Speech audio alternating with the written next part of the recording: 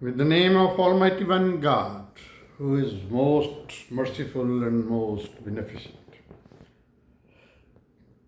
Peace be upon Prophet Muhammad, and mercy and blessings of Almighty One God on all of you. My name is Dr. Abu Abdullah, and we are learning the last revelation, Al-Quran, unchanged since its revelation more than 1400 years ago. We finished chapter Nisa, means women, and now we are starting AlMaida, which means table of food.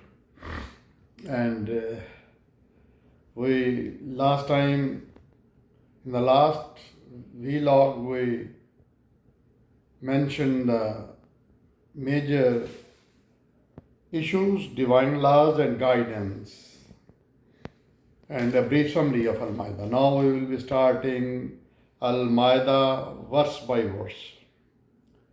O believers, fulfill your obligations. All four-legged animals from livestock are lawful to you, other than those which are hereby announced.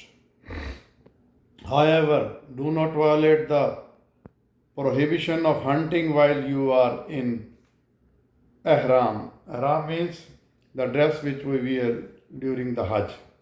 Surely Allah orders whatever He pleases. O believers, do not violate the sanctity of the symbols of Allah, the sacred month, the animals brought for sacrifice, the garlands that mark such animals, and people visiting the sacred house, means Kaaba, to seek the grace and good pleasure of their Rabb, God. When you put off your ihram, the pilgrim dress, then you are allowed to hunt. Let not the hatred of some people who once hindered you from Al-Masjid al-Haram, means Makkah, Kaaba, incite you to commit transgression. Cooperate with one another in righteousness and piety, and don't cooperate in sin and transgression. Have fear of Allah. Allah is stern in punishment. These are the verses 1 to 2 of AlMaida, and it describes fulfill your obligation and cooperate in piety and not in transgression. Continue. You are forbidden to eat the meat of any animal that dies by itself, dead body. Blood, the flesh of swine, means pork, pig meat, and that on which any name other than Allah has been invoked. Also, that which is strangled to death, killed by violent blow, killed by handlog fall, and of those beaten or grieved or gored to death, and that which has been partly eaten by a wild animal unless you are able to slaughter it before its death, and that which is sacrificed on altars. And forbidden also is to seek luck or decision by raffling of arrows. All these are sinful acts. So my friend, these are the list of the haram or forbidden animals to eat. All these are sinful acts. Today the unbelievers have given up all their hopes of vanquishing your religion. Have no fear of them. Fear me. Today I have perfected your religion for you, completed my favor upon you, and approved Al-Islam as a deen. Deen means way of life for you, and religion is one part of it. Anyone who is compelled by hunger to eat what is forbidden, not intending to commit sin, will find Allah forgiving and merciful. This is the verse for 3, number 3. And here is described the haram, forbidden meat, list of forbidden meats, haram meats. And Al-Islam is declared to be the complete and perfect deen, way of life plus religion. They ask you what food is lawful for them. Say all good and clean things are lawful for you, as well as what you have taught your hunting birds and beasts to catch, trained by you with the knowledge given it to you by the Allah. By you with the knowledge given to you by the Allah. Eat what they catch and hold for you. However, pronounce the name of Allah over it. Allahu Akbar. Have fear of Allah. Allah is swift in settling. Allah is swift in settling the accounts. Today all good clean things have been made lawful for you, and your food is made lawful for them. Likewise, marriage with chaste-free believers, women, and also chaste women among the people who were given the book before you is made lawful for you. Providing means Christian and Jews. Among the people who were given the book before you is made lawful for you for marriage, provided that you give them their dowries and desire chastity, neither committing fornication nor taking them as a mistress. Anyone who commits kufr with iman means rejects faith, all his good deeds will become void, zero, and in the hereafter he will be among the losers. These are the verse 4 to 5, and here Allah is describing the all good and clean things are lawful, halal in Arabic. The food of the people of the book is made lawful, and marriage with their women is permitted.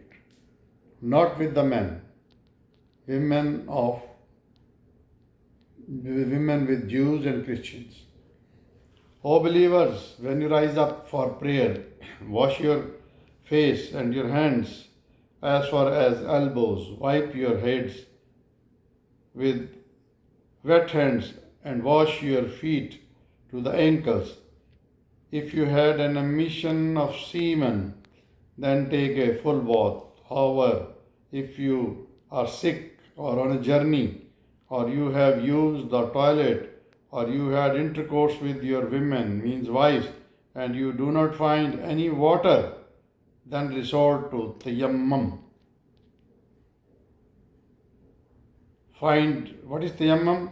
Find clean soil or mud and rub your face and hands with it. Allah doesn't wish to burden you. He only wishes to purify you and to perfect His favor upon you so that you may be thankful. So this is the orders, believer orders to do wudu. Wudu means ablution.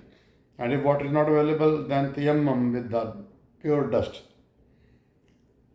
This is the verse number 6. And here orders for making wudu, ablution and permission of tayammum. Next, remember Allah's favor to you and the covenant which He ratified with you when you said, "We hear and obey." Have fear of Allah. Surely Allah knows the secrets of your hearts. O believers, be steadfast for the sake of Allah and bear true witness, and let not enmity of the people incite you to do injustice. Do justice, that is nearer to piety. Fear Allah. Surely Allah is fully aware of your actions. Allah has promised those who believe and do good deeds, and that for them there is the forgiveness and mighty reward.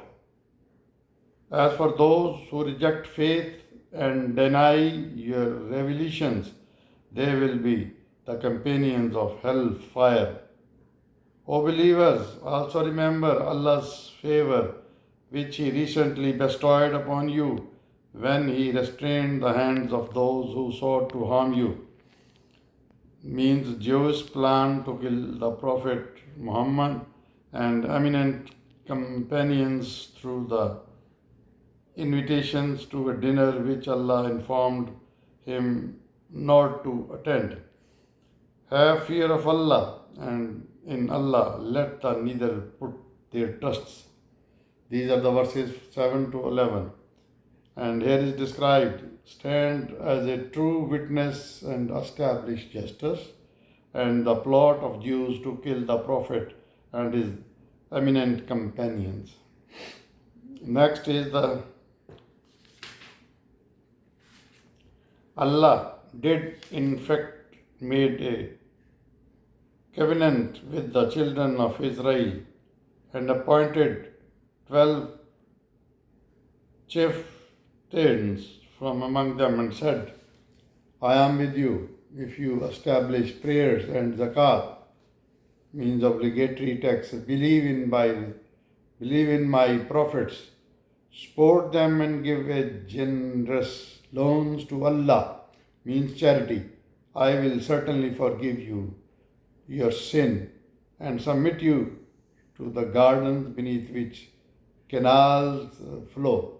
However, if any one of the violates this convent,